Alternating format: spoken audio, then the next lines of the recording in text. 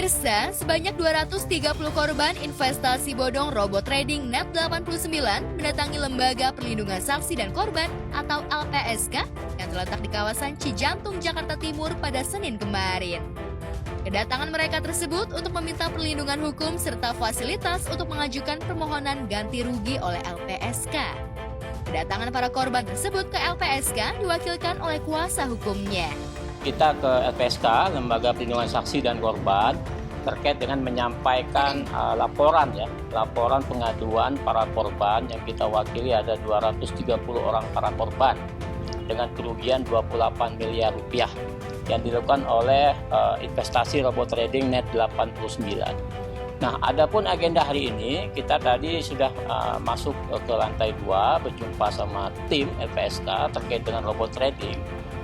Bahwa LPSK berdasarkan Undang-Undang Nomor 31 2014 tentang Perlindungan Saksi dan Korban memiliki peran, fungsi, dan wewenang untuk melakukan terkait dengan satu, perlindungan hukum, dan kedua terkait dengan permohonan fasilitas restitusi pergantian ganti rugi terhadap para korban.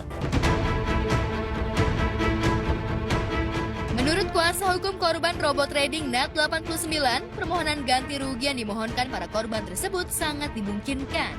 Hal itu mengingat robot trading Net89 berkaitan dengan tindak pidana pencucian uang atau TPPU.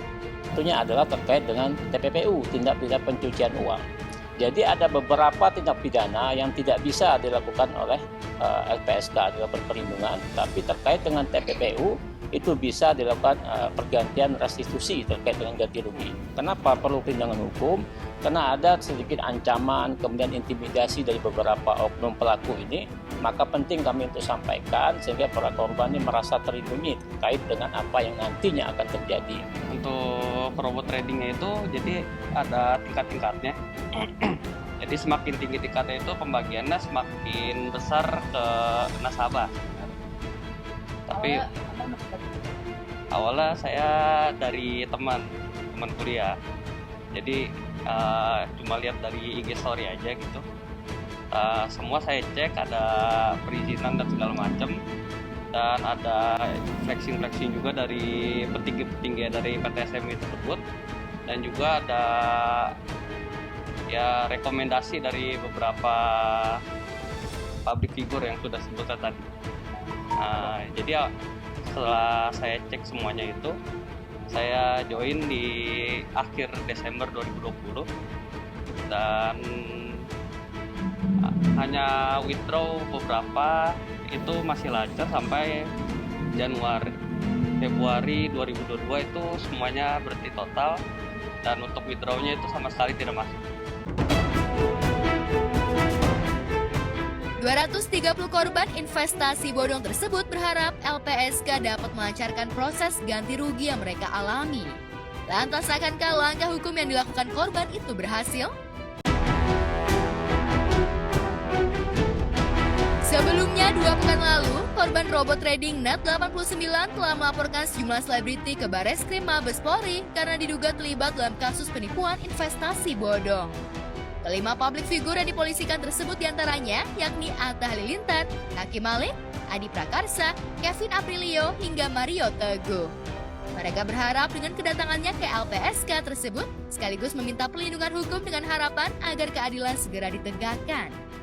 Para korban tersebut mengaku aksi yang dilakukan robot trading Net89 tersebut membuat mereka mengalami kerugian hingga 28 miliar. Ya, maka kita menduga kuat ya aliran dana dari Eza Paten itu ya harus ditelusuri oleh LPSK, termasuk ke beberapa public figure ya yang menerima aliran dana dari dia. Ya, kalau dia sudah dinyatakan sebagai statusnya tersangka, kemudian nomor rekening sudah dibukukan, artinya sudah cukup 2 alat bukti penyidik untuk menentukan dia sebagai pelaku yang kuat. Maka dari itu aliran dana yang dia dapatkan itu diduga kuat adalah tindak pidana pencucian uang dari hasil kejahatan. Maka public figure yang menerima itu ya barang tentu bisa disangkakan dengan pasal TPPU. Bukti elektronik sudah kita sampaikan ke Mabes, itu video sama foto ya. Kemudian data-data kerugian para korban. Ya kalau di video sama foto itu sudah jelas ya. Atta pun sudah mengakui bahwa dia menerima uang dari Hakim Malik. Kemudian si Reza Paten ya, bukan Taki Malik. Taki Malik pun mengakui juga di IG-nya ataupun mengakui juga di IG-nya.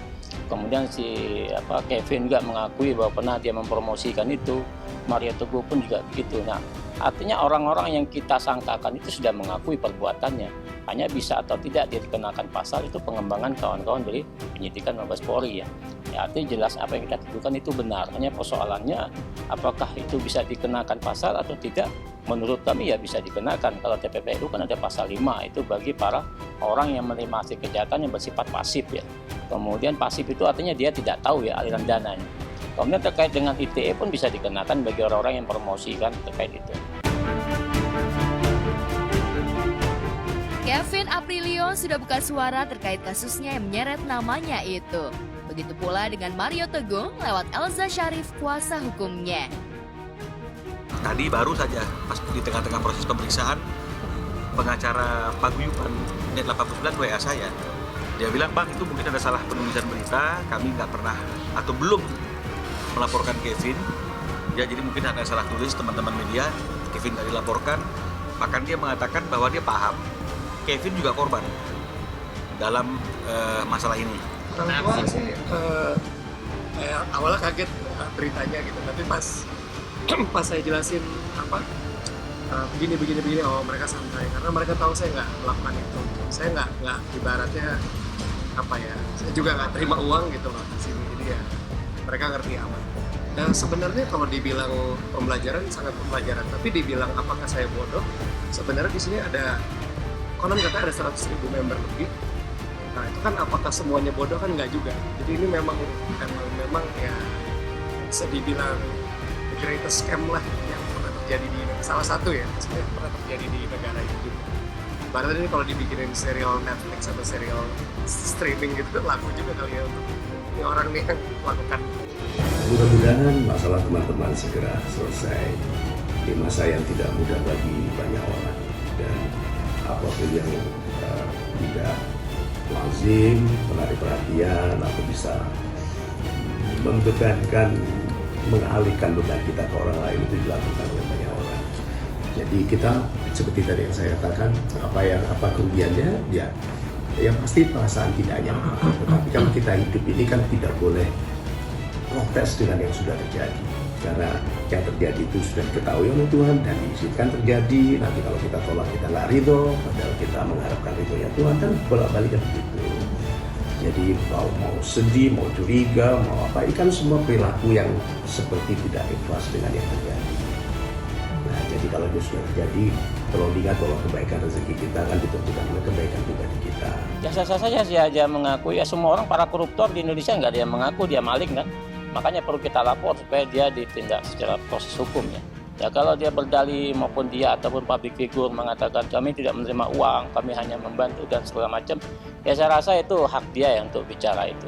Tapi bagaimanapun juga nanti ya proses hukum yang akan menentukan apakah dia terlibat atau tidak ya.